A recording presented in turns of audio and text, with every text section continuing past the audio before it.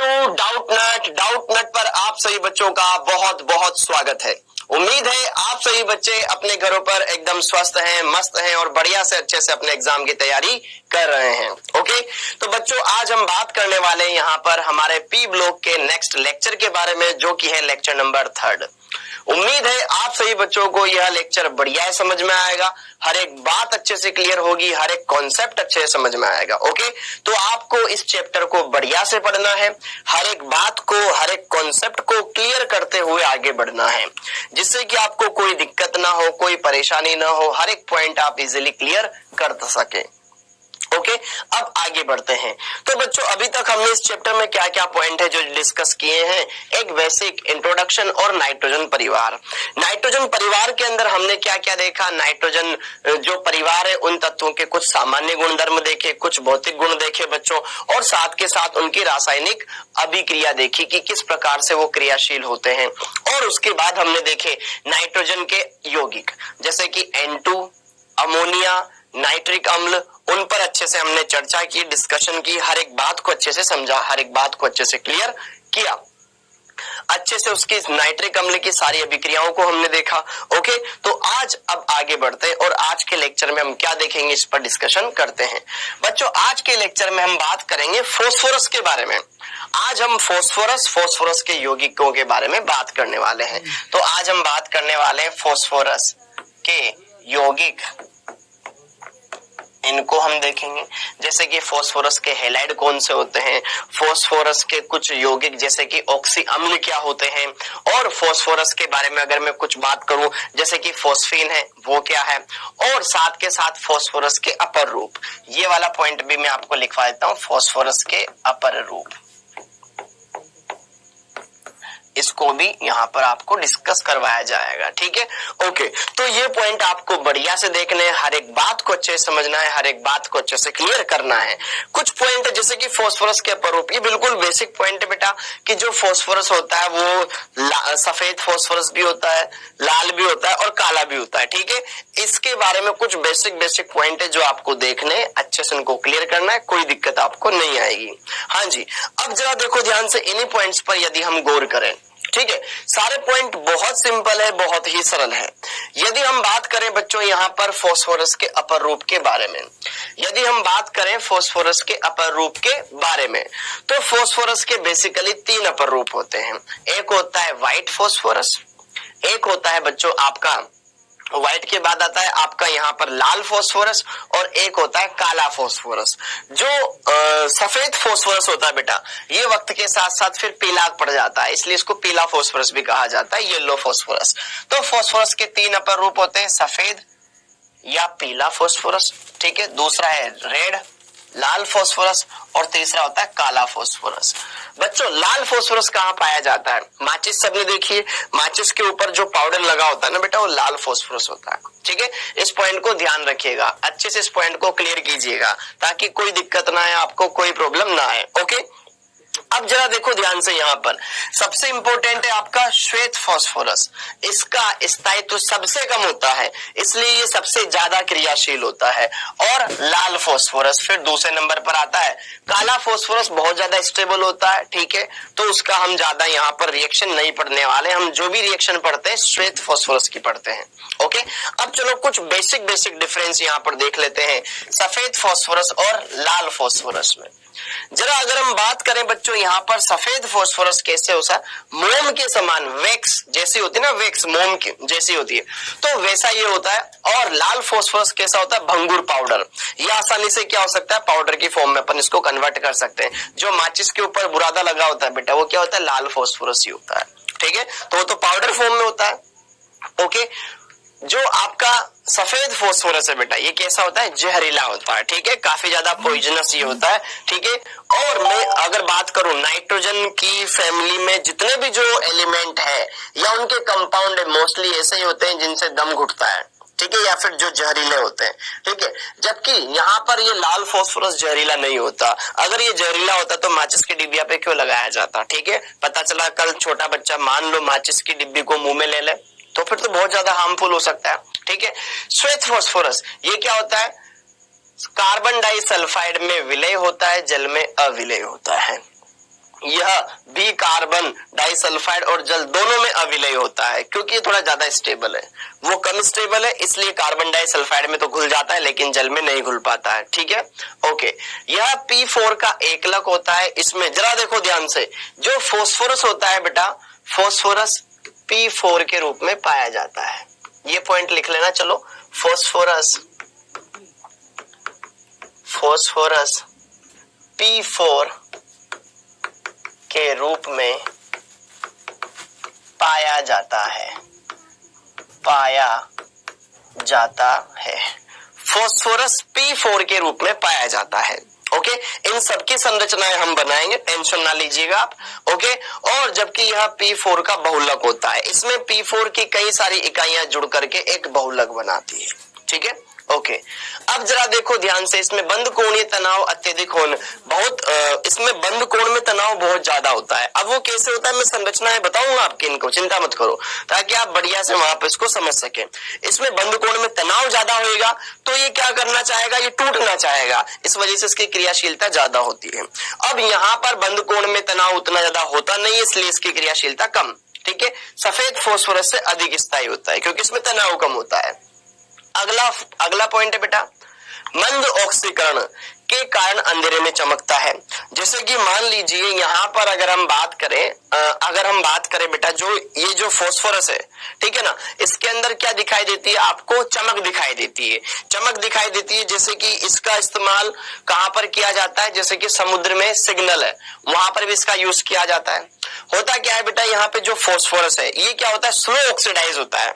ठीक है, ये क्या होता है, धीमा मंद ऑक्सीकरण के कारण ये क्या करता है, अंधेरे में ग्लो प्रोड्यूस करता है, शाइनिंग प्रोड्यूस करता है, जबकि यह अंधेरे में नहीं चमकता है। अगला, NaOH के साथ क्रिया करने पर PH3 बनाता है, यह अभिक्रिया हम देखेंगे अभी आगे। और NaOH के साथ क्रिया करने पर हाइपोफॉस्फोरिक अम्ल HPO3 बनाता है। ठीक है, HPO3, और वो बनाता है फोस्फेन PH3। सड़ी हुई मछली के समान गंध होती है बेटा इसकी। तो बस अभी बेसिक पॉइंट आपको ये समझने हैं कि जो P4 है सफेद वो कैसा है और P4 रेड वो कैसा है। जरा देखो ध्यान से, ये मोम के जैसा होता है और जबकि ये कैसा होता है, यहाँ पर पाउडर होता है। ठीक है, वो जहरीला होता है, ये जहरीला नहीं होता है।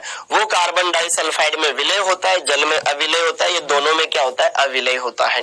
ठीक है, वह P4 का एकलक होता है, यह बहुलक होता है। ठीक है, यह इसमें बंद कोण में तनाव बहुत ज्यादा होता है, इसलिए क्रियाशील ज्यादा होता है, ये थोड़ा ज्यादा स्थायी होता है। ठीक है, यहाँ पर मंद ऑक्सीकरण होने से क्या करता है, ये कलर प्रोड्यूस करता है, जबकि ये नहीं चमकता है, इसमें कोई कलर वलर नहीं दिखाई देता, उसमें क्या होती है, शाइनिंग होती है, उसमें एक फ्लोरोसेंस, ठीक है ना, प्रतिदीप्ति उत्पन्न होती है, स्फुरदीप्ति जिसे कहा जाता है। यह NaOH के साथ क्रिया करके बेटा क्या बनाता है, यहाँ पर फोस्फेन गैस का निर्माण करता है, जबकि ये हाइपोफॉस्फोरिक अम्ल का निर्माण करता है। ठीक है, यहाँ पर इन सारी बातों को आपको समझना है, हर एक बात को अच्छे से क्लियर करना है। ओके, अच्छा, यहाँ पर ये जो फॉर्मूला है बेटा, ये फॉर्मूला गलत है। ठीक है, हाइपोफॉस्फोरिक अम्ल की अगर मैं बात करूं, हाइपोफॉस्फोरिक अम्ल H4P2O7 ये होता है आपका पायरोफॉस्फोरिक अम्ल। इससे एक ऑक्सीजन निकाल दो, इससे एक ऑक्सीजन निकालते बन जाता है H4P2O6। ये है आपके पास हाइपोफॉस्फोरिक अम्ल। ठीक है, ये कैसे मैंने बनाया, हर एक बात को मैं आपको अच्छे से समझाऊंगा, हर एक बात को अच्छे से क्लियर करवाऊंगा। ठीक है, बस ये थोड़ी सी थ्योरी है, इसमें ये दोनों पार्ट क्लियर है। क्या यहाँ तक ये बात समझ में आ गई कि हाँ क्या क्या चीजें हैं जो इसमें चल रही है, क्या क्या बातें हैं जो इसमें आपको दिखाई दे रही है। ओके, अब आगे बढ़ते हैं, थोड़ा सा इसके बारे में बेसिक सी जानकारी और देना चाहूंगा मैं, कि जो सफेद फोस्फोरस होता है, इस सफेद फोस्फोरस को काले फोस्फोरस या लाल फोस्फोरस में हम कन्वर्ट कर सकते हैं। कैसे, जस्ट इसको गर्म करके। अगर सफेद फोस्फोरस को 473 केल्विन और हाई प्रेशर दिया जाए तो यह क्या करता है, काले फोस्फोरस में कन्वर्ट हो सकता है। लेकिन काले फोस्फोरस में भी दो अलग अलग पार्ट होते हैं, दो अलग अलग प्रकार होते हैं।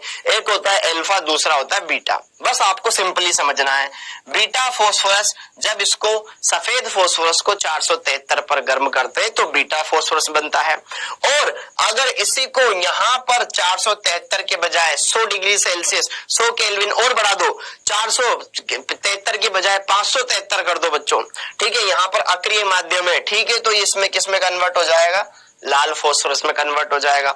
और अगर लाल फोस्फोरस को और हाई टेम्परेचर दे दिया जाए तो वो अल्फा में कन्वर्ट हो जाता है। तो एक है बच्चों आपके सफेद फोस्फोरस, दूसरा है लाल फोस्फोरस, तीसरा है काला फोस्फोरस। अगर हम बात करें इनकी संरचनाओं की तो यह एकलक होता है, यह यहाँ पर एक रेखीय बहुलक होता है और यह जटिल होता है, तो इसकी संरचना बनाना पॉसिबल नहीं है। हम इन दोनों की संरचनाएं बनाएंगे। क्या मेरी बात समझ में आई?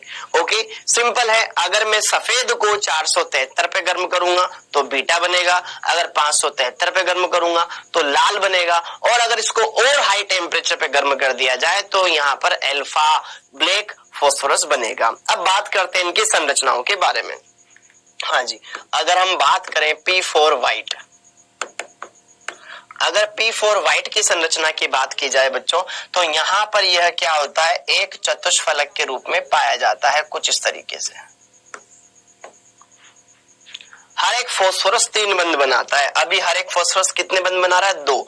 यह 2, इसके 3 हो गए, इसके 3 हो गए, इसके भी 3 हो गए। ये होती है इसकी संरचना। अगली बात बच्चों, यहाँ पर हर एक फोस्फोरस के पास एक एक लोन पेयर भी प्रेजेंट होता है, क्योंकि ये नाइट्रोजन परिवार से बिलोंग करता है। उनके बाह्यतम कोश में 5 इलेक्ट्रॉन होते हैं। इस प्रकार से इसकी आकृति बन जाती है। ओके, तो 3 तो बंध बन गए, अब 2 लोन पेयर बन गए। अब दूसरी बात बच्चों, यहां पर ये 2 पी ये जो 2 बंध हैं, पीपी बंध, एक पीपी बंध ये, एक पीपी बंध ये, कोई भी 2 पीपी बंध ले लो, उनके बीच में जो बंध कोण होता है वो आता है 60 डिग्री। अब कोई बच्चा अब ये मुझसे ये कहे कि सर इसमें संकरण क्या है। अब जरा देखो ध्यान से, यहां पर 2 जो बंध है, कोई भी 2 बंध ले लो, उसमें बंध कोण कितना है, 60 डिग्री, जो कि बहुत ही कम है। इस वजह से क्या होता है बेटा, इस अणु में तनाव बहुत ज्यादा होता है। अगर मैं आपसे नॉर्मली ये कहूं, जरा देखो इस फोस्फोरस के द्वारा कितने बंध बनाए जा रहे हैं, तो आप बोलेंगे सर 1 सिग्मा ये रहा, 1 सिग्मा ये रहा, 1 सिग्मा ये रहा। सर 3 सिग्मा बंध, 1 लोन पेयर। आप फटाफट से बोल देंगे सर इसका संकरण तो sp3 है। हाँ है ना, क्योंकि ये 3 सिग्मा बंध बना रहा है, 1 लोन पेयर रख रहा है, तो 3 सिग्मा का मतलब 3 सिग्मा प्लस 1 लोन पेयर क्या होगा, sp3 संकरण को बताएगा। लेकिन मैं कहूंगा sp3 में तो बंध कोण कितना होता है, 109 डिग्री 28 मिनट होता है, यहाँ तो 60 डिग्री है। क्या मेरी बात समझ में आ रही है? मैं आपसे ये कहना चाहता हूं कि sp3 संकरण होता है बच्चा, उसमें बंध कोण कितना होता है, 109 डिग्री 28 मिनट होता है। यहाँ बंध कोण कितना है, 60 डिग्री। तो ध्यान रखिएगा, इसमें कोई संकरण होता ही नहीं है। भाई 19-20 चल सकता है, 120 की बजाय 104 हो जाए, 105, 100 डिग्री तक आसपास, 100 डिग्री से पहले तक चल सकता है। ठीक है भाई, 102 आ जाए, 103 आ जाए, लेकिन ये तो 60, ठीक है, 109 से भी मतलब बहुत कम है तो यार, ठीक है, तो इतना तो नहीं चलता। तो इसका मतलब ये है कि इसमें कोई संकरण नहीं होता है। ध्यान रखिएगा बच्चा, यह एक बहुत खास पॉइंट है, ध्यान रखिएगा, इसमें कोई संकरण नहीं पाया जाता है,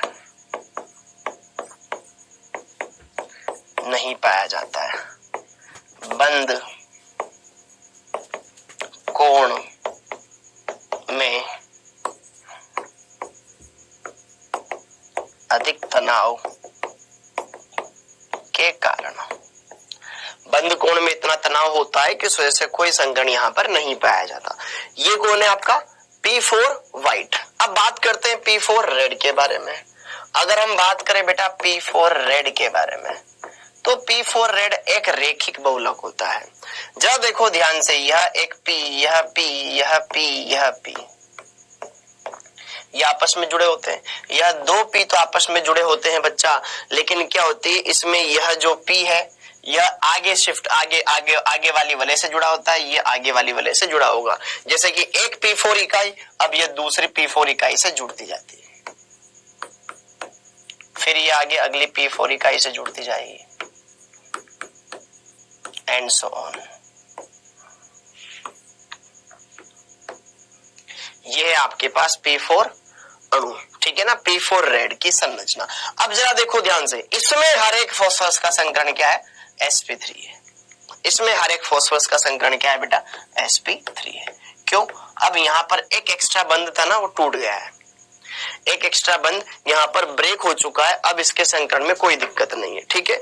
यहाँ पर तनाव उतना नहीं रहता है जितना इस स्ट्रक्चर में होता है, ठीक है। अब आप ये सोच रहे होंगे सर केवल तनाव तो इन दोनों का खत्म हुआ, बाकियों का खत्म क्यों, बाकियों को तो वही रहा। स्ट्रक्चर इस टाइप से मैनेज हो जाती है कि तनाव यहाँ पर रिड्यूस हो जाता है, ठीक है। इसलिए ध्यान रखिएगा बच्चा, P4 व्हाइट में कोई संकरण नहीं होता है, जबकि P4 रेड में संकरण पाया जाता है।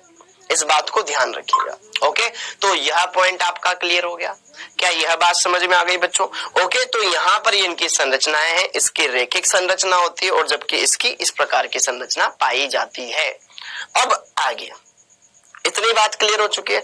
अब हम बात करेंगे बच्चों यहाँ पर फास्फोरस के यौगिकों के बारे में, कि फास्फोरस कौन कौन से यौगिक बना सकता है या बनाता है। तो आइए चलिए बात करते हैं। इसमें सबसे पहले फास्फोरस का यौगिक है बेटा फोस्फीन। सबसे पहला यौगिक है फोस्फीन PH3, जिसकी अभी अभी हमने थोड़ी देर पहले बात भी करी थी। अब बात की जाए फोस्फीन के बारे में, तो फोस्फीन इसकी स्मेल आती बेटा सड़ी हुई मछली के समान गंध, सड़ी हुई मछली, रोटन फिश, सड़ी हुई मछली के समान गंध इसमें होती है। अब बात करें, सबसे पहले आती है बात इसके निर्माण की। इसका निर्माण कैसे किया जाता है, इसका निर्माण किया जाता है बेटा कैल्शियम फोस्फाइड के द्वारा। कैल्शियम, पहली बात कैल्शियम फोस्फाइड। क्या आप मुझे फॉर्मूला बता सकते हैं कैल्शियम फोस्फाइड का, क्या फॉर्मूला होता है बेटा। जिस तरीके से नाइट्राइड आयन होता है N3-, उसी तरीके से फोस्फाइड भी होता है P3-। तो फॉर्मूला बनता है बेटा Ca3P2। ये 3 इसके ऊपर से, 2 इसके ऊपर से आया, ठीक है, ओके। जब इसको जल अपघटित करवाते हैं, तो जल अपघटित करवाते हैं बेटा, तो कैल्शियम फोस्फाइड जल अपघटित जब होता है तो कैल्शियम तो अपना हाइड्रोक्साइड बना लेता है CaOH होल ट्वाइस, और साथ में यहाँ पर फोस्फीन रिलीज हो जाती है बेटा PH3 के रूप में। ये बन जाती है आपकी फोस्फीन, ठीक है, जो कि सड़ी हुई मछली के समान गंध रखती है। क्या ये बात समझ में आई। इस तरीके से आप इसको निर्मित कर सकते हैं। दूसरा मेथड बच्चों इसको बनाने का यहाँ पर एक और है कि जब हम क्या करते हैं, NaOH की क्रिया, याद करो हमने पढ़ा था कि NaOH की क्रिया जब हम श्वेत फास्फोरस से करवाते हैं तो भी फोस्फीन बनती है। अब जरा देखो ध्यान से यहाँ पर कैसे होता है। जब श्वेत फास्फोरस को श्वेत फास्फोरस से करवाते हैं तो भी फोस्फीन बनती है। अब जरा देखो ध्यान से यहाँ पर कैसे होता है। जब श्वेत फास्फोरस को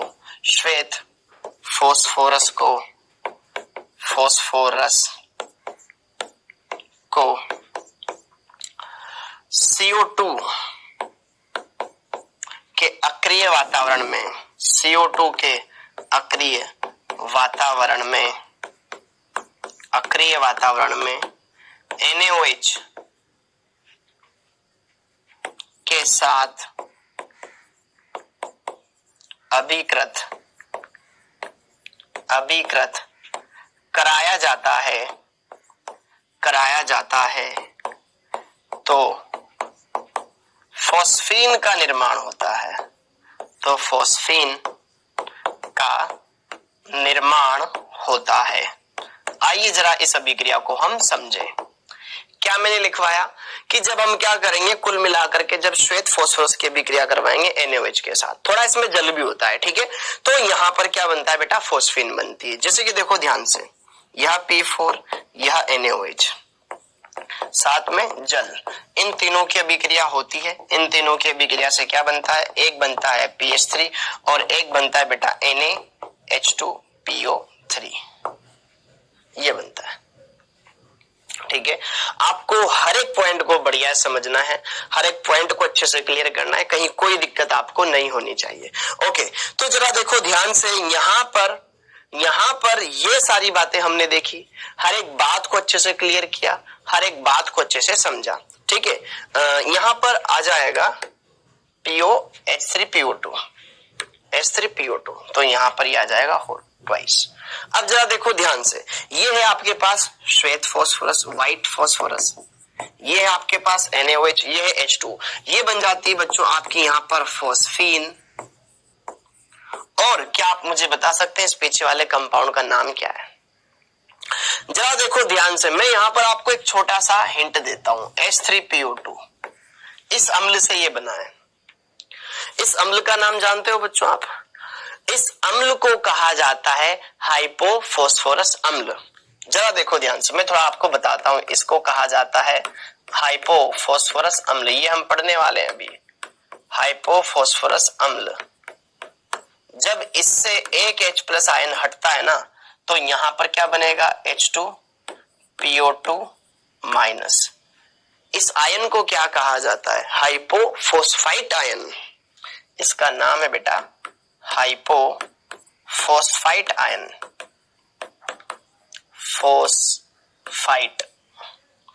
फॉस्फाइट आयन, इसका नाम है हाइपोफॉस्फाइट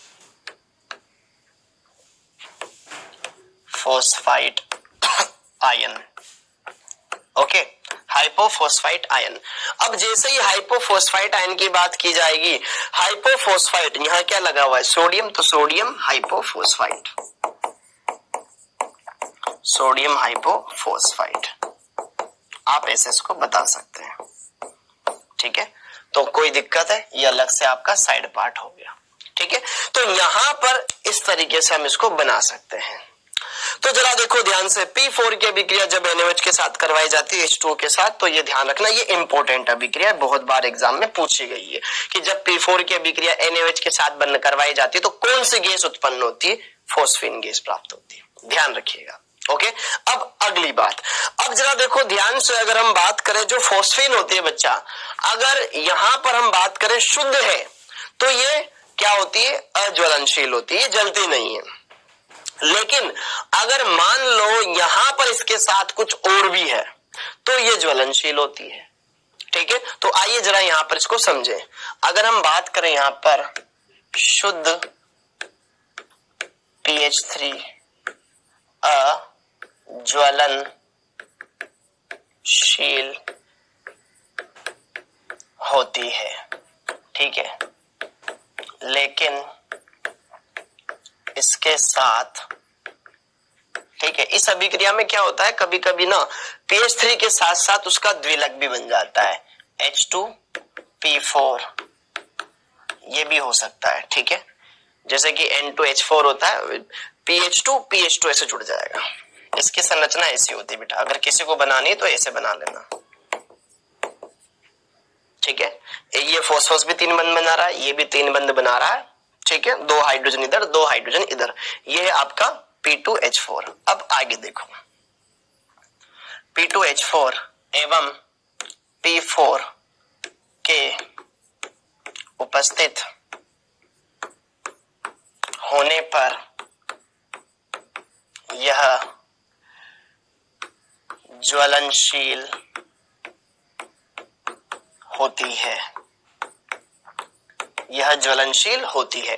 अब हमें क्या करना पड़ेगा? इसे शुद्ध करना पड़ेगा, इसे उपचारित करना पड़ेगा।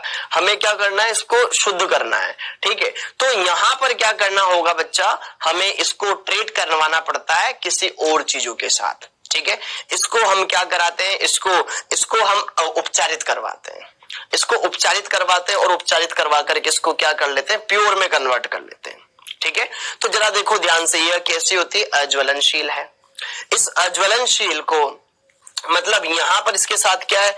यहां पर या तो P4 है, या फिर यहां पर उसका द्विलक है P2OH4 है। अब इससे इसको मेरे को क्या करना है? एक्सट्रैक्ट करना है, उसको सेपरेट करना है।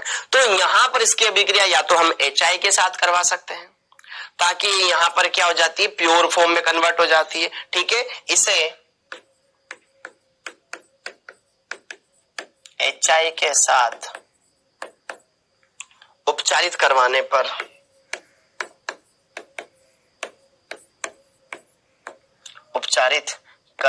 पर यह PH4I फोस्फोनियम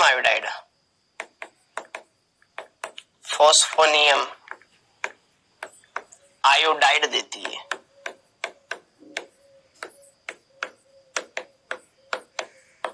आयोडाइड देती है जो कि KOH के साथ क्रिया कर शुद्ध PH3 देता है। देखो दो अभिक्रियाएं होती हैं यहाँ पर। जैसे ही यहाँ से PH3 जो बनी है उसको हमने HI के साथ उपचारित करवाया, जिससे यहाँ पर यह PH4I बनाता है, फोस्फोनियम आयोडाइड। इस फोस्फोनियम आयोडाइड को हम KOH के साथ अभिकृत करवाते हैं। KOH के साथ जब अभिकृत करवाया जाता है बच्चों, तो यहाँ पर हमें क्या मिलता है, PH3 मिलता है, साथ में KI मिलता है, साथ में H2 मिलता है। ठीक है, ये बन गई आपकी PH3 जो कि कैसी होती है, शुद्ध होती है। यहाँ पर यह क्या होती है, शुद्ध। ओके, पहले ये अशुद्ध थी, यहाँ पे ये इतनी प्योर नहीं होती है, तो इसको इस तरीके से शुद्ध किया जाता है। ध्यान रखिएगा, इस पर भी कॉन्सेप्ट पर भी क्वेश्चन आ चुका है। ये कॉन्सेप्ट ध्यान रखना कि भाई PH3 को शुद्ध कैसे किया जाता है। PH3 को शुद्ध करने के लिए क्या करते हैं, हम पहले HI के साथ उपचारित करवाते हैं, फिर KOH के साथ उपचारित करवाते हैं, फिर फाइनली आपको वहां से PH3 मिलती है जो कि प्योर होती है। ये थ्योरी वाला क्वेश्चन है, आपको याद होना चाहिए। ठीक है, अब इतनी बात हो गई। ठीक है जी, इसका ये रोल हो गया। अब यहां पर अगर हम बात करें अब इसका यूज कहां किया जाता है, यहां पर अब हम बात करते हैं इसका यूज। अब इसका यूज किया जाता है बच्चों कहां पर, होम सिग्नलों में। ठीक है ना, होम सिग्नलों में इसका यूज किया जाता है। और इसके बारे में कुछ बेसिक बातें जो मैं आपको बताता हूं, जरा देखो ध्यान से।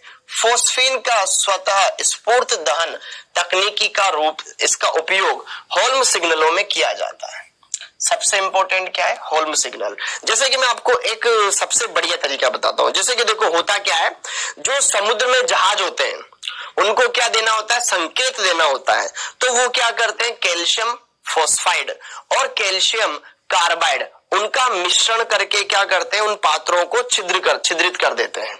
ठीक है, मान लो इनके पास क्या है, कैल्शियम फॉस्फाइड है और कैल्शियम कार्बाइड है। ठीक है, पाउडर है। उन पाउडरों को पात्र में भरेंगे, उनमें छेद करेंगे और उनको समुद्र में फेंक देंगे। समुद्र में फेंकने पे क्या होगा, वो जल अपघटित होंगे, जल के साथ क्रिया करेगा। कैल्शियम फॉस्फाइड जल के साथ क्रिया करके क्या बनाता है, फोस्फीन गैस बनाता है। और कैल्शियम कार्बाइड जल के साथ क्रिया करके बेटा एसिटिलीन गैस बनाती है, जो कि जलती है। उसके जलने की वजह से क्या होता है कि जो आपकी फोस्फीन है वो टूटने लगती है और फास्फोरस में कन्वर्ट होने लगती है। याद करो, फास्फोरस जो कि श्वेत फास्फोरस है वो अंधेरे में चमकता है और उसके चमकने की वजह से आपको वहां पर सिग्नल दिखाई देता है। ये आपका होम सिग्नल। जरा देखो ध्यान से, यहां पर मैं आपको सारी बातें समझाता हूं दोबारा। कैल्शियम कार्बाइड लिया, ठीक है, कैल्शियम फॉस्फाइड लिया। कैल्शियम कार्बाइड का सूत्र होता है बेटा CaC2। इसका फॉर्मूला होता है CaC2। इसका फॉर्मूला होता है आपका CaC2 और इसका फॉर्मूला तो आपको पता ही है Ca3P2।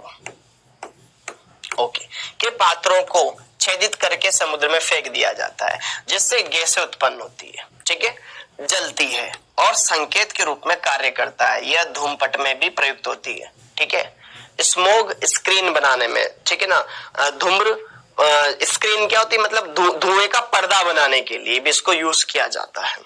ओके, जिसके पीछे कुछ ना दिखाई दे। जैसे कि मूवीज में क्या होता है, अचानक से धुआं प्रोड्यूस किया जाता है। ठीक है, तो उसके लिए भी इसको यूज किया जाता है। तो पहली बात यहाँ पर स्मोक सिग्नल होता क्या है बेटा, कि जो हमने कैल्शियम कार्बाइड लिया है इसको जल में डालेंगे तो ये तो कैल्शियम हाइड्रोक्साइड बनाता है, साथ में एसिटिलीन गैस बनती है C2H2, एसिटिलीन गैस, जिसे एथाइन भी कहा जाता है। एसिटिलीन ये कैसी होती है, ज्वलनशील होती है। ओके, ज्वलनशील गैस है। अब यहां से क्या निकलता है साथ में H3P2, ये क्या बनाता है, ये भी कैल्शियम हाइड्रोक्साइड बनाएगा, साथ में PH3 गैस बनाएगा।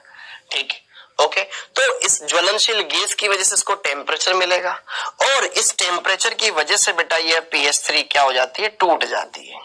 PH3 टूट जाती है यहाँ पर किसमें, ये फास्फोरस में ब्रेक हो जाएगा, फास्फोरस में ब्रेक हो जाता है। ठीक है, ओके। और यहाँ से H2 गैस अलग हो जाती है।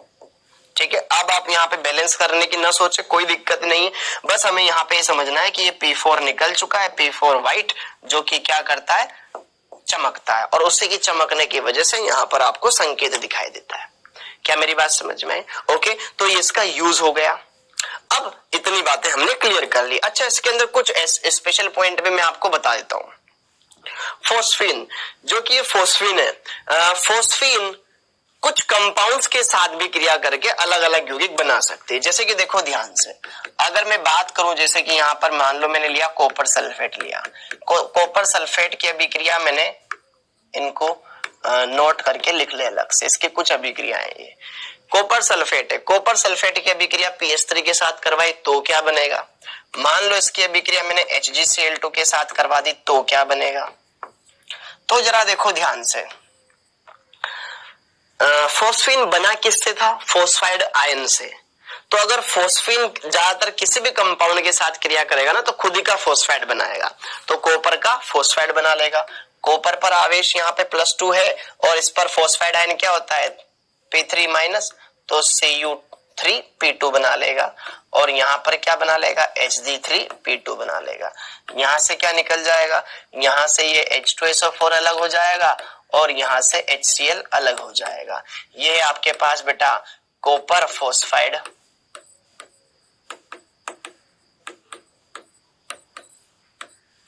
ठीक है, और ये क्या है आपका मर्क्यूरिक फोस्फाइड।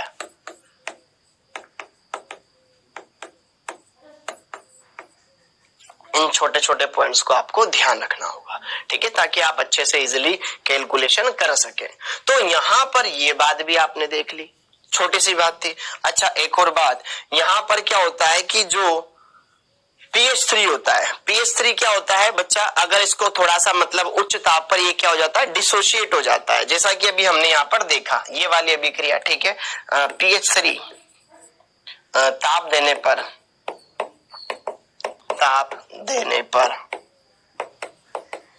फास्फोरस एवं हाइड्रोजन में विभाजित हो जाता है, विभाजित हो जाती है, गैस है ना ये, हो जाती है। ओके, ठीक है। अच्छा, इसका जलीय विलयन, इसका जलीय विलयन दुर्बल क्षारीय होता है।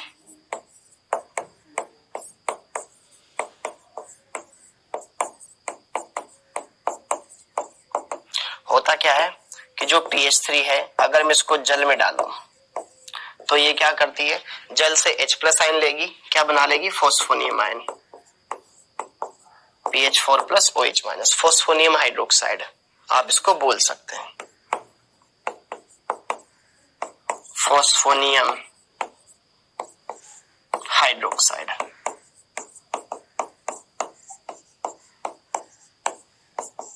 जो कि इसके क्षारीय अभिक्रिया को दर्शा रहा है कि इसने अपना लोन पेयर जल के H+ आयन को दिया, उसको ग्रहण किया, PH4 आयन बनाया, ठीक है, और OH- उसके साथ संयुक्त है। ओके जी, तो इस तरीके से ये बात होती है फोस्फीन के बारे में। उम्मीद है ये छोटे छोटे पॉइंट सारे आपको फोस्फीन के क्लियर हुए होंगे, हर एक बात आपको अच्छे से समझ में आई होगी। क्लियर। अब हम बात करते हैं, इसके बाद अब हम बात करते हैं बच्चों फोस्फोरस के कुछ और यौगिकों के बारे में, आइए उनको भी देख लेते हैं। अब हम बात करेंगे बच्चों यहां पर फास्फोरस के हैलाइड। हाँ जी, तो फास्फोरस के हैलाइड के बारे में बात की जाए तो फास्फोरस 2 तरह के हैलाइड बनाता है। यह 2 प्रकार के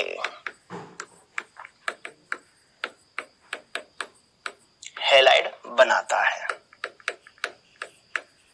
कौन कौन से? एक है बेटा जी आपके ट्राई हेलाइड PX3 और दूसरे हैं PX5। यहां पर X क्या क्या हो सकता है? फ्लोरीन हो सकता है, क्लोरीन हो सकता है, ब्रोमीन हो सकता है, आयोडीन हो सकता है, इजिली ये बन जाते हैं।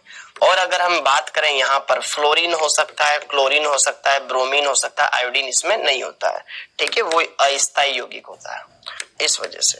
तो मतलब ये ट्राई हेलाइड भी बना लेते हैं और पेंटा हेलाइड भी बना लेते हैं। हमें इसमें से पढ़ना है PCl3 और PCl5, ये हमें पढ़ना है, ठीक है। तो हमारा अगला टॉपिक होएगा PCl3 क्या होता है, उसको बनाते कैसे हैं, उसके निर्माण की कौन सी विधियां हैं, उनको हमें समझना है, ठीक है। तो आइए चलिए उस पर बात करते हैं। तो अब हम बात करेंगे इसी के अंदर PCl3, फॉस्फोरस ट्राई क्लोराइड।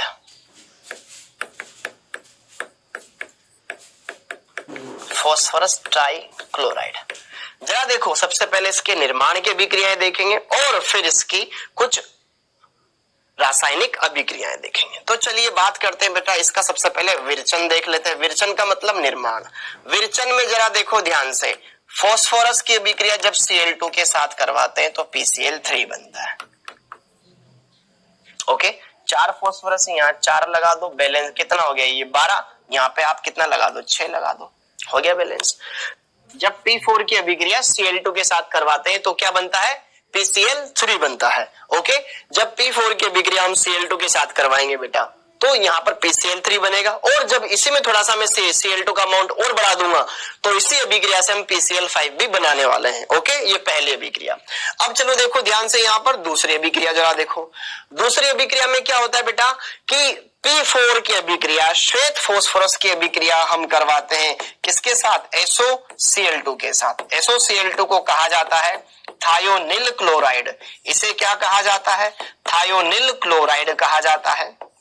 जब इसके साथ अभिक्रिया करवाते हैं यहां बनता है आपका PCl3, ठीक है, ध्यान रखना इन अभिक्रियाओं को। यहां बनता है SO2 और साथ में बनता है बेटा H2Cl2। ओके, तो यह दूसरी अभिक्रिया हो गई। इन दोनों अभिक्रियाओं के द्वारा हम क्या कर सकते हैं, PCl3 का निर्माण कर सकते हैं। अब बात की जाए PCl3 का बेटा, ये कैसा होता है, यह क्या होता है, पीला तेलीय द्रव होता है। ये क्या होता है, पीला तेलीय द्रव होता है। Okay, PCl3। अब इतनी बात भी क्लियर। अब जरा देखो ध्यान से इसकी कुछ रासायनिक अभिक्रियाएं। अब हम बात करें विरचन, विरचन के बाद बात करेंगे इसकी रासायनिक अभिक्रियाओं के बारे में। रासायनिक अभिक्रियाएं, तो जरा देखो ध्यान से बेटा, आपने ऑर्गेनिक केमिस्ट्री में भी इसको सुना होगा, PCl3 की अभिक्रियाएं। एल्कोहल हटा करके हेलाइड बनाता है ये। ओके, और जरा देखो ध्यान से, इसको जल में डालेंगे तो क्या बनाएगा, इसका जल अपघटन कराने पर फॉस्फोरस अम्ल प्राप्त होता है। कौन सा अम्ल प्राप्त होता है आपको, फॉस्फोरस अम्ल प्राप्त होता है। इसका जल अपघटन कराने पर फॉस्फोरस अम्ल प्राप्त होता है। जैसे कि अगर हम बात करें यहाँ पर PCl3 प्लस H2O, अगर हम इन दोनों की आपस में रिएक्शन करवा दे तो यहाँ बन जाता है H3PO3। इसी को कहा जाता है बेटा फॉस्फोरस एसिड, ये प्राप्त होता है। ठीक है, दूसरी बात, ठीक है, इसके द्वारा हम कार्बनिक अभिक्रियाएं, ठीक है, और मतलब बहुत सारी कार्बनिक यौगिकों की अभिक्रियाएं हम संपन्न करवा सकते हैं इसकी सहायता से कार्बनिक यौगिकों का निर्माण किया जा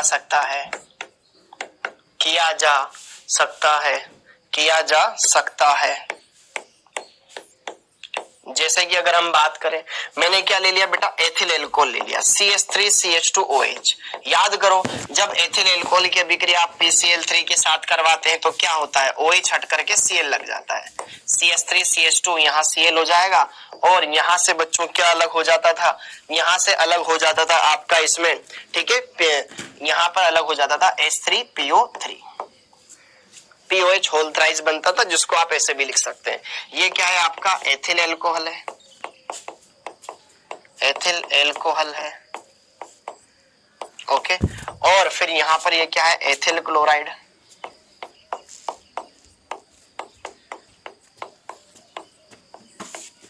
ओके जी। इस तरीके से आप इसको बना सकते हैं। एक अभिक्रिया ये हुई। आप चाहो तो यहाँ पर एसिड लेके भी ये अभिक्रिया बता सकते हो। मान लो मैंने ये ले लिया एसिटिक अम्ल, 3 के साथ करवा दूं तो यहाँ पर क्या बन सकता है, तो PCl3 यहाँ से ये OH हटा देगा, ठीक है। और यहाँ पर भी क्या बन जाएगा CH3COCl बन जाएगा, और यहाँ पर H3PO3 अलग हो जाएगा, फास्फोरस अम्ल, और यह बन जाएगा आपके पास एसिटिल क्लोराइड। क्या यह अभिक्रिया आपने ऑर्गेनिक में देखी है, एसिटिल क्लोराइड। इस प्रकार से हम इनको बना सकते हैं, ठीक है। आप ऑर्गेनिक में अभिक्रियाओं को पढ़ते हैं जहां पर आप इजिली एल्कोहल हटा करके हेलोजन जोड़ते हैं, ठीक है। तो यह कुछ इसके गुण क्या हो गए बेटा, रासायनिक गुणधर्म हो गए PCl3 के। सेम PCl5 हमें देखना है, आइए जरा उसको भी देखते हैं, ठीक। B PCl5 phosphorus pentachloride, phosphorus pentachloride. यदि हम बात करें फास्फोरस पेंटाक्लोराइड के बारे में, तो इसका निर्माण सेम अभिक्रियाएं होगी, थोड़ा सा बस चेंज है। यहां पर अगर हम बात करें इसके निर्माण के बारे में, तो निर्माण के बारे में बेटा पहली अभिक्रिया तो वही है P4 वाली। जब P4 की अभिक्रिया Cl2 के साथ करवाते हैं तो PCl5 भी बना सकते हैं। कब, जब थोड़ा ही ज्यादा क्वांटिटी में ले लो। 4 फास्फोरस है, यहाँ 4 लगा दो, ऑक्सीजन कितने हो, क्लोरीन कितने हो गए 20, यहाँ 10 लगा दो, ठीक है। इस अभिक्रिया के द्वारा बना सकते हैं।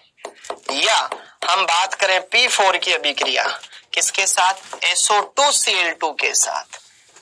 SOCl2 को कहा जाता है थायोनिल क्लोराइड, इसे कहा जाता है सल्फ्यूरिल क्लोराइड, सल्फ्यूरिल क्लोराइड। इस तरीके से भी आप इसको यूज में ले सकते हैं। तो जरा बच्चों, जब इन दोनों के बीच में अभिक्रिया करवाते हैं तो यहाँ पर क्या बनता है, यहाँ पर PCl5 बनता है और साथ में सिर्फ SO2 बनती है, ठीक है। इस प्रकार से आप यहाँ पर ये फास्फोरस पेंटाक्लोराइड,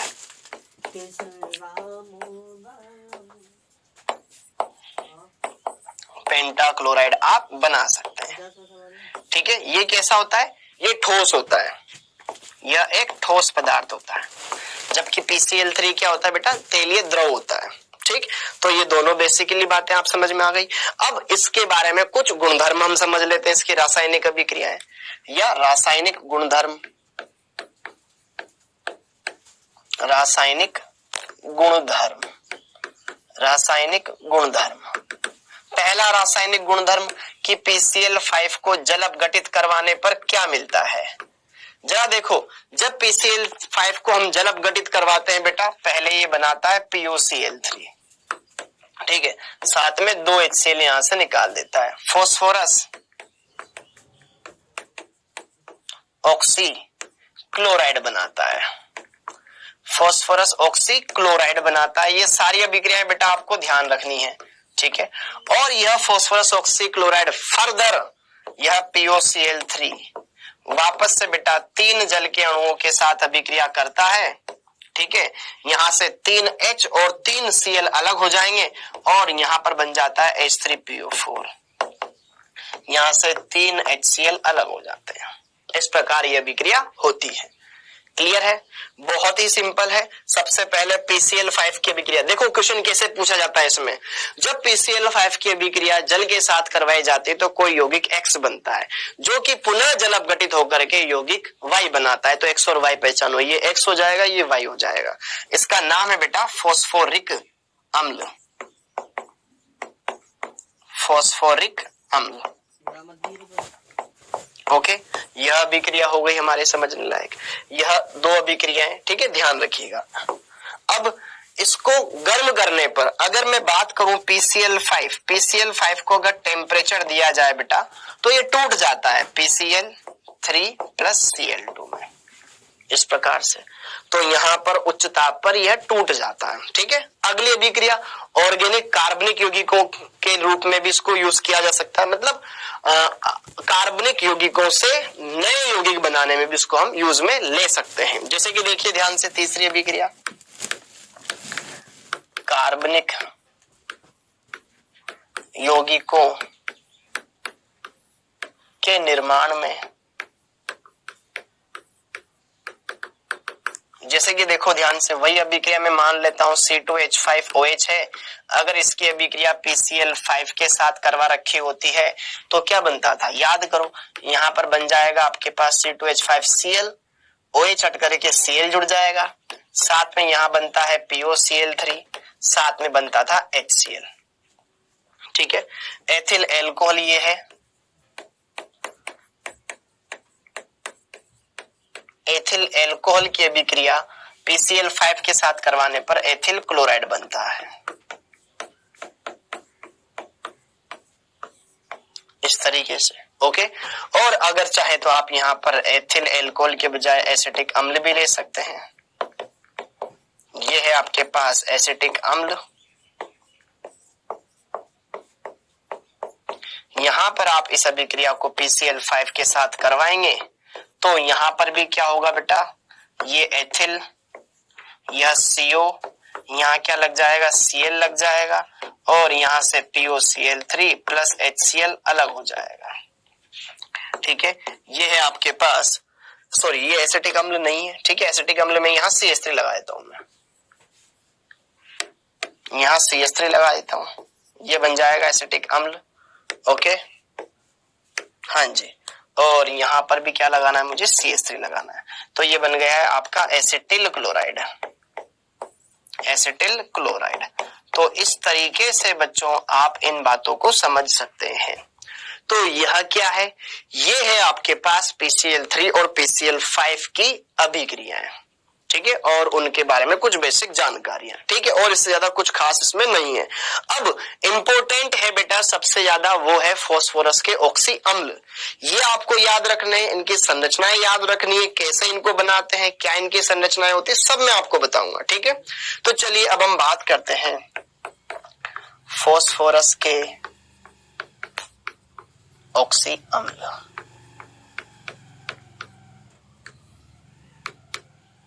अच्छा, सबसे पहले तो ये बात करते हैं सर ऑक्सी अम्ल होता क्या है। ठीक है, तो इस पर हम बात करते हैं। सबसे पहले हम बात करते हैं यार ऑक्सी अम्ल है क्या। वे यौगिक Z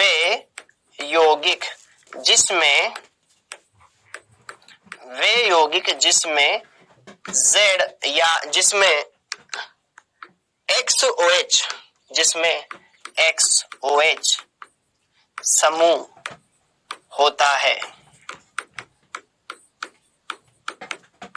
ऑक्सी अम्ल कहलाता है, ऑक्सी अम्ल कहलाता है,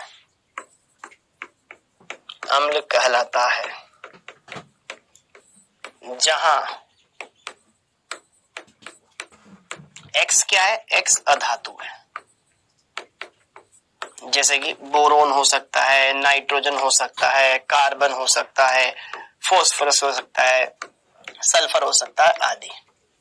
ठीक है, तो उस प्रकार के यौगिकों को क्या कहेंगे बेटा, हम ऑक्सी अम्ल कहेंगे। जब XOH कोई समूह, मतलब मान लो X कोई अधातु है, उससे OH समूह जुड़ा हुआ है, तो उस प्रकार के यौगिकों को हम क्या कहेंगे, ऑक्सी अम्ल कहेंगे। जैसे कि अब हम बात करेंगे यहाँ पर फास्फोरस के ऑक्सी अम्लों के बारे में। ठीक है, तो यहाँ पर इस जगह को मैं हटा रहा हूं, ज्यादा इसका यूज नहीं करेंगे, यहां से हम देखेंगे। बच्चों देखो ध्यान से, आपको एक अम्ल का नाम याद रखना है, एक अम्ल का सूत्र याद रख लो, सारे सूत्र मैं आपको बनाना सिखा दूंगा। ठीक है, ओके, एक सूत्र आपको ढंग से समझना है, बाकी सब कुछ मैं आपको बताऊंगा। ठीक है, और वह सूत्र है बच्चों H3PO4, H3PO4। ठीक है, H3PO4 को क्या कहा जाता है, इसे कहा जाता है फास्फोरिक अम्ल।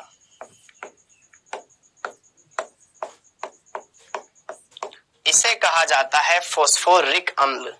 जब फास्फोरिक अम्ल में से यदि मैं एक ऑक्सीजन हटा दूं तो क्या बन जाएगा, H3PO2 H3PO3, एक ऑक्सीजन कम कर दो तो क्या बन जाएगा बेटा, H3PO3 बन जाएगा। तो फॉस्फोरिक से बन जाएगा ये फॉस्फोरस अम्ल, फॉस्फोरस अम्ल, ये बात ध्यान रखिएगा। ओके, और यदि अगर मैं इससे भी एक ऑक्सीजन हटा दूं तो क्या बन जाएगा, H3PO2 बन जाएगा। क्या बन जाएगा, H3PO2। इसे क्या कहा जाता है, इसे कहा जाता है हाइपो फॉस्फोरस अम्ल, इसे कहा जाता है हाइपोफॉस्फोरस अम्ल। ठीक है, H3PO4 फॉस्फोरिक, एक ऑक्सीजन कम कर दिया जाए फॉस्फोरस, एक और कम कर दिया जाए हाइपोफॉस्फोरस। और यदि बच्चों इसमें एक ऑक्सीजन बढ़ा दिया जाए H3PO5, इसमें फिर परोक्सी लग जाता है, परोक्सी फॉस्फोरिक अम्ल। इसको क्या बोलते हैं हम, परोक्सी फॉस्फोरिक अम्ल, परोक्सी फॉस्फोरिक अम्ल इसे हम कहते हैं। अब जरा देखो ध्यान से, ये समझ में आ गया कैसे हमने बनाया। अब जरा देखो ध्यान से, मैंने क्या किए, H3PO4 के 2 अणु ले लिए, इसके 2 अणु ले लिए, ट्वाइस ऑफ H3PO4, और उसमें से फिर जल निकाल दिया तो क्या बन जाएगा,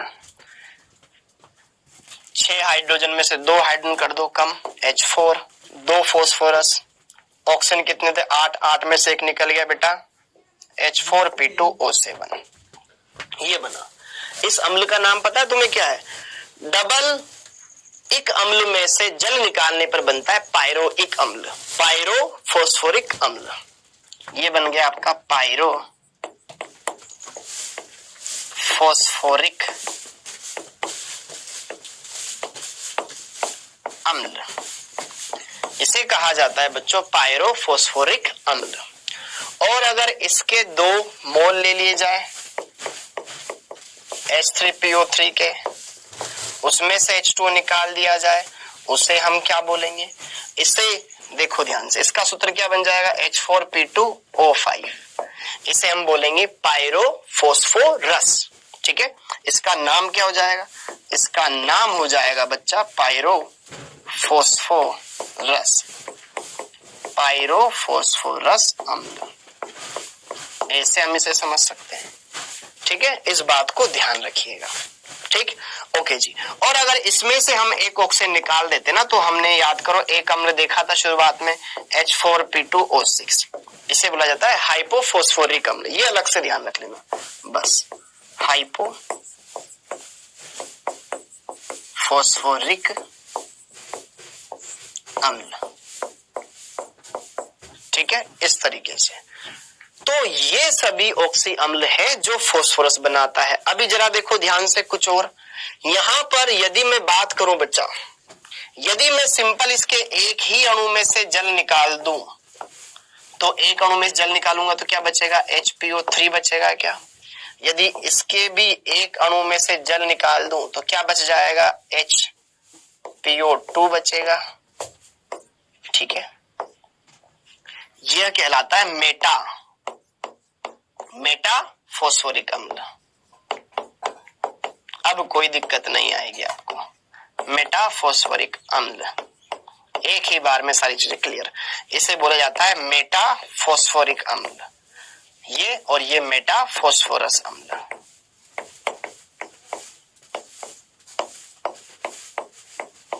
कोई दिक्कत है किसी स्ट्रक्चर में? ओके, तो अब एक बारी में वापस रिपीट करवाता हूं। H3PO4, यह ध्यान रख लो, सब कुछ हो जाएगा। H3PO4 फॉस्फोरिक, एक ऑक्सीजन कम कर दो फॉस्फोरस, एक और कम कर दो हाइपोफॉस्फोरस, इसमें एक ऑक्सीजन बढ़ा दो परोक्सी फॉस्फोरिक अम्ल, 2 अणु लेकर H2 निकाल दो पायरोइक अम्ल, 2 अणु लेकर H2 निकाल दो पायरोअस अम्ल, एक अणु में से H2 निकाल दो मेटाइक अम्ल, एक अणु में से H2 निकाल दो मेटाअस अम्ल। ठीक है, खत्म, सिंपल। अब जरा देखो इनकी संरचनाएं। हाँ जी, अब इन सब की संरचनाएं हम बात करते हैं, बढ़िया से देखेंगे, अच्छे से समझेंगे, हर एक बात को क्लियर करने की कोशिश करेंगे। तो आइए जरा देखें। हाँ जी, अगर हम बात करें फास्फोरस के ऑक्सी अम्ल में हमें सामान्यतः क्या देखने को मिलेगा? सामान्यतः हमें यह देखने को मिलता है बेटा, मतलब जनरल वे में, हर बार नहीं, जनरल वे में, कि जो फास्फोरस के ऑक्सी अम्ल है उसमें फास्फोरस 5 बंध बनाएगा। कितने बंध बनाएगा? 5 बॉन्ड, जिसमें से बेटा 4 सिग्मा होंगे, 1 पाई बंध होएगा। सामान्यतः, हर बार नहीं, सामान्यतः। अब जरा देखो ध्यान से, यहां पर अगर मैं बात करूं, अब देखो यहां पर मैं किसी के भी नाम नहीं लिखूंगा, केवल सूत्र लिखूंगा, उसकी संरचना बनाऊंगा, नाम यहां पे लिखा हुआ है, ठीक है। ओके, सबसे पहले हम बात करें यहां पर H3PO4, नाम क्या है इसका? फास्फोरिक अम्ल। तो जरा देखो, केंद्रीय परमाणु फास्फोरस है, फास्फोरस के बाह्यतम कोश में कितने इलेक्ट्रॉन होते हैं? 5, ठीक है। 1 2 3 4, एक के साथ डबल बॉन्ड, ठीक है। तो 4 सिग्मा 1 पाई, ये ऑक्सीजन आ गया, ये O भाई। ऑक्सी अम्ल क्या होता है? जिसमें XOH बंध, यहाँ पे OH लग जाएगा, OH लग जाएगा, OH लग जाएगा, ये संरचना बन गई। अब जरा देखो ध्यान से, H3PO3 फास्फोरस अम्ल। अब क्या करना है बेटा? ये जो ऑक्सीजन है, किसी एक ऑक्सीजन से क्या कर दो आप, इसमें से कोई एक ऑक्सीजन उड़ा दो। मैंने मान लो ये नीचे वाला ऑक्सीजन उड़ा दिया, ये डबल बॉन्ड O, यहां से OH उड़ा दिया, ऑक्सीजन उड़ा दिया तो H बच जाएगा, यहाँ OH, यहाँ OH, ये बन गया। अब हम बात करें H3PO2, एक और ऑक्सीजन उड़ा दो, P डबल बॉन्ड O, मान लो यहाँ H रहने दिया, कोई भी एक उड़ाना है आपको तो, और एक्स्ट्रा, ठीक है, ये बन गया। क्लियर है? ओके, तो इस तरीके से हमने ये देखा। अच्छा जरा देखो ध्यान से, इसमें कितने OH समूह है? 3 OH समूह है। तो बच्चों पता है, यह एक सहसंयोजक यौगिक है। सहसंयोजक यौगिक में यह ऑक्सीजन से जुड़ा हुआ हाइड्रोजन अम्लीय होता है। यह हाइड्रोजन क्या होता है? अम्लीय होता है, जो ऑक्सीजन से जुड़ा हुआ है। इसमें कितने हाइड्रोजन है? 1 2 3, जो कि ऑक्सीजन जुड़ा हुआ है, इसलिए इसे क्या कहा जाता है? यहाँ पर इसकी जो अम्ल, अम्ल के लिए वर्ड यूज किया जाता है क्षारकता। यह त्रिक्षारकीय अम्ल है,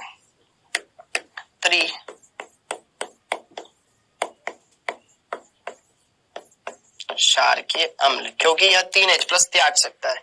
यह द्विक्षारकीय अम्ल है।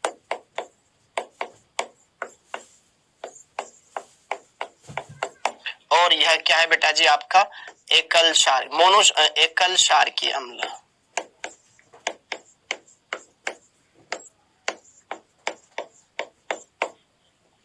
एकल क्षारकीय अम्ल है। Okay, clear? तो इस तरीके से आप इन चीजों को अच्छे समझ सकते हैं। अब चलो बात करते हैं बच्चों यहां पर हम इनके डबल वाले पे। अच्छा, H3PO5 परऑक्सी फास्फोरिक अम्ल,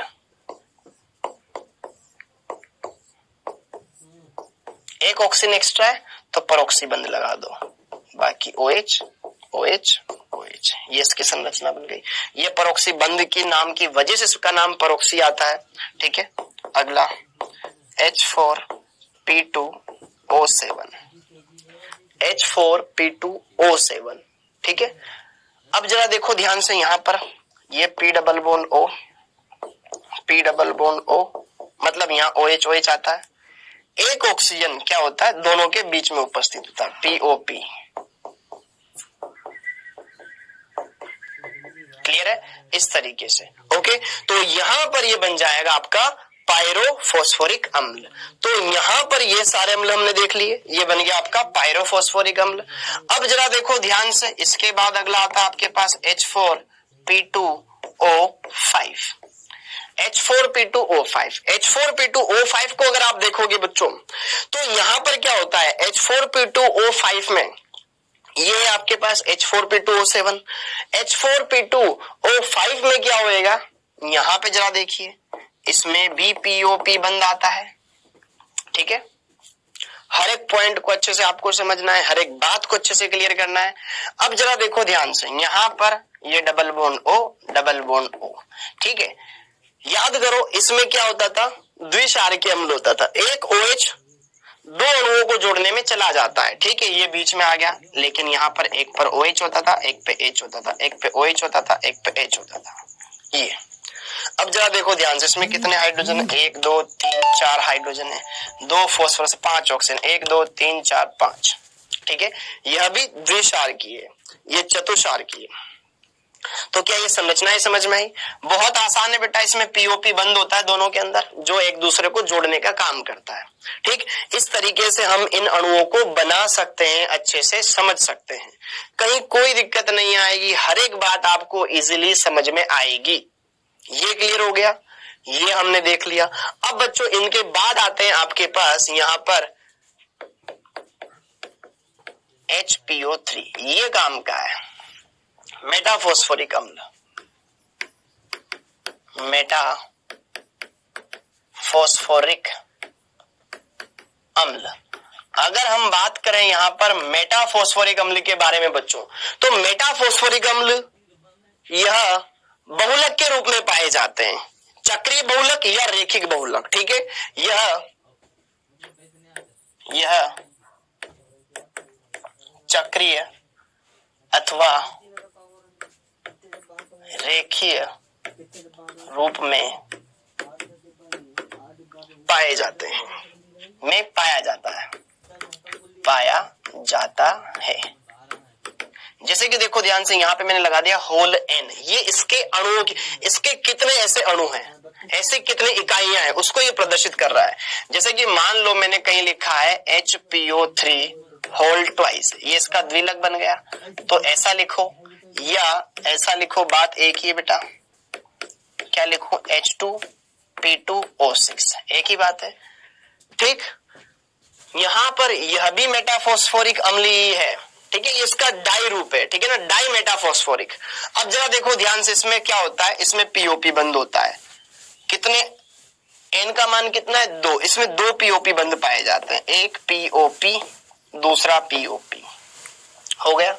अब जरा देखो ध्यान से, इसमें कितने हाइड्रोजन है? 6, हाइड्रोजन कितने? 2, तो यहाँ पे जरा देखो दोनों से एक एक यहाँ पे क्या जुड़ा होता है? OH जुड़ा होता है, एक एक OH जुड़ा होता है। ठीक है, अब हाइड्रोजन के ऑक्सीजन कितने बेटा? यहाँ पर 6, ओके, तो यहाँ पर जरा देखो डबल बोन O ऐसे जुड़ा होता है। तो जरा देखो ध्यान से, आपको हर एक बात समझ में आ रही होगी इस संरचना में, कि यहाँ पर पीओपी बंद कितने? 2 पीओपी बंद है, P डबल बोन O कितने? 2 है, और एक एक OH दोनों पे जुड़ा हुआ है। तो ये हो गया। जैसे कि देखो ध्यान से, इसका एक और अणु में आपको बनाओ, जैसे कि मान लो HPO3 होल थ्राइस, N का मान कितना? 3, कितने पीओपी बंद आएंगे? 3 पीओपी बंद आएंगे, मतलब 3 फॉस्फोरस POP द्वारा जुड़े होंगे, POP double bond O OH double bond O OH double bond O OH, इस तरीके से इन पर अटैच होता है, ये बन गया। तो इस तरीके से आप इनकी संरचनाएं बना सकते हैं। इसको आप ऐसे भी लिख सकते हो, क्या? H3P3O9। ठीक है, इन बातों का आपको ध्यान रखना है, छोटी छोटी बातें लेकिन काम की बातें हैं। ये सारी बातें यदि आपको क्लियर रहेगी, याद रहेगी, तो आपको कोई दिक्कत नहीं आएगी, हर एक कॉन्सेप्ट आप इजीली क्लियर कर सकते हैं, अच्छे से समझ सकते हैं। हो गई बात, अब आगे बढ़ते हैं। इस कॉन्सेप्ट को भी हमने देख लिया भाई साहब, इस कॉन्सेप्ट के भी हमने सारे पार्ट क्लियर कर लिए।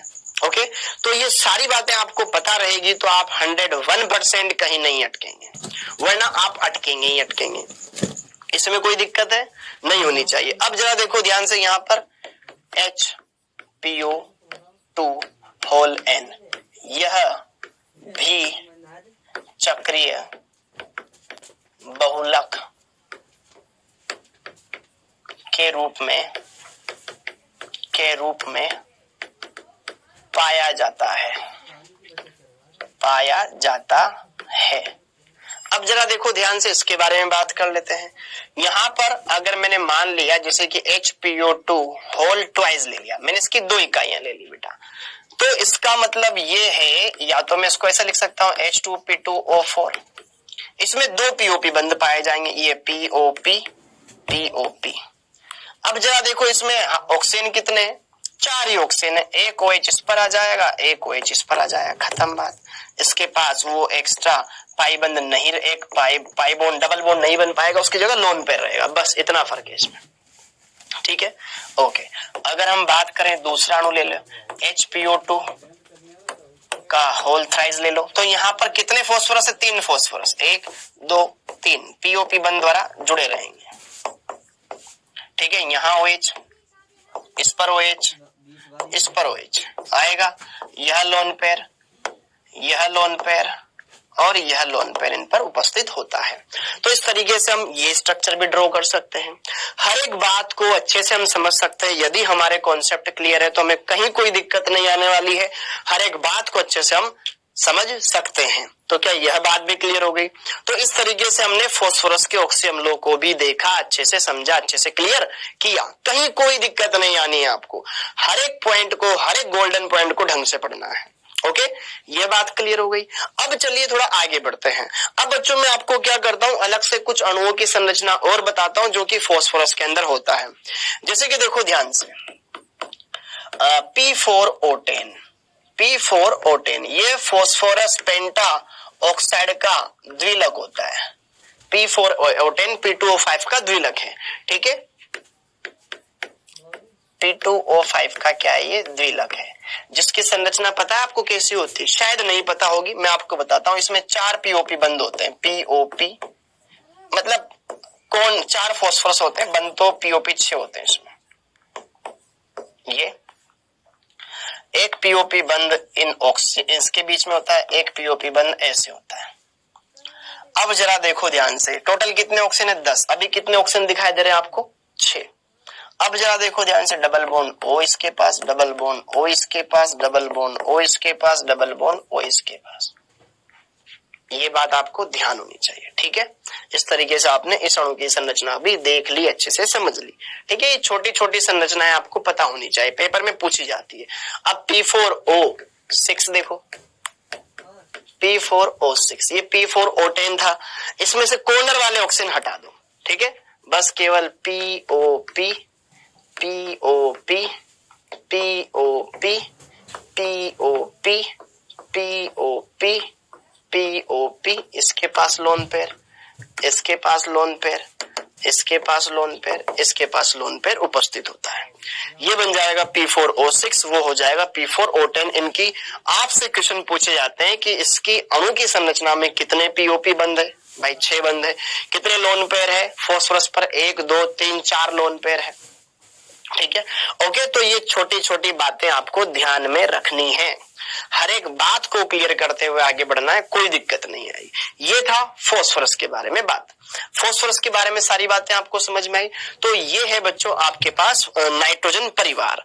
अब हम बात करेंगे यहाँ पर ऑक्सीजन परिवार के बारे में।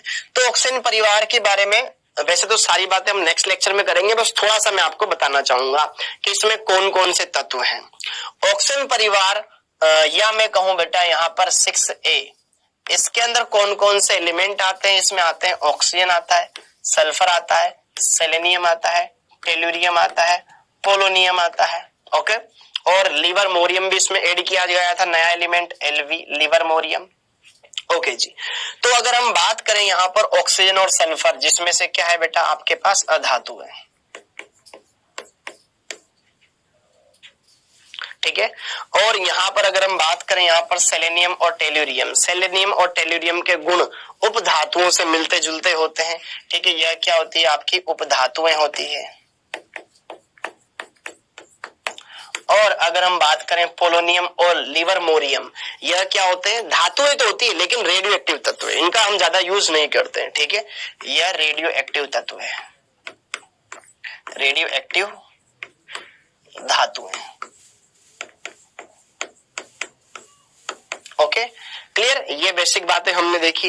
अब इसके बाद की जितनी भी बातें हैं वो हम अगले लेक्चर में देखेंगे। ठीक है, इसमें से अच्छा ऑक्सीजन गैस है, बाकी सब ठोस अवस्था में पाए जाते हैं।